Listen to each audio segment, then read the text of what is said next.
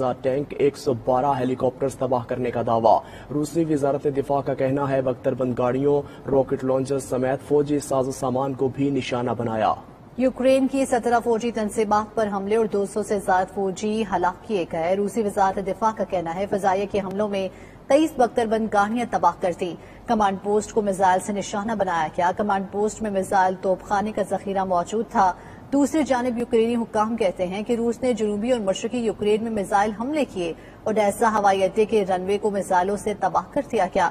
اسی حوالے سے مزید جانتے ہیں، ماسکو سے ہمارے نمائندہ شاہد کھمن موجود ہے۔ جی شاہد، بتائیں گا کیا صورتحال ہے؟ جی بالکل، روسی وزارت دفاع کا کہنا ہے کہ روسی فیڈریشن کی مسلح افواج یوکرین میں خصوصی فوجی آپریشن جاری رکھے ہوئے ہیں۔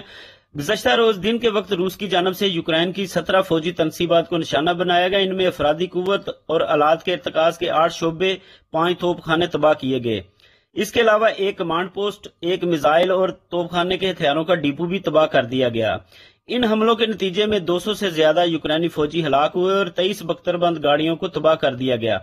روس کی جانب سے میزائلوں اور توپوں سے یوکرین کی افرادی قوت اور فوجی ساز و سامان کے ارتکاز کے 319 علاقوں، 12 کمانڈ پوسٹوں اور 2 میزائل اور آرٹری ہتھیاروں کے ڈپو کو نشانہ بنایا گیا ہے، جبکہ روسی فضائیہ نے چیروونی یار کھیرسن ریجن کے قریب یوکرین کی فضائیہ کے ایک Su-25 جنگی جہاز اور 2 یوکرینی بغیر پائلٹ ہوائی گاڑیوں کو بھی مار گرایا ہے۔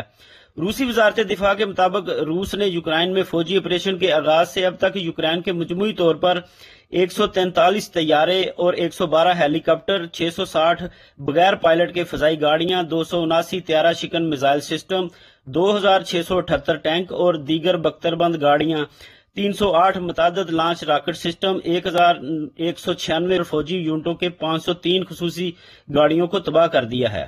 جی بہت شکریہ تفصیلات سے آگاہ کرنے کے لیے۔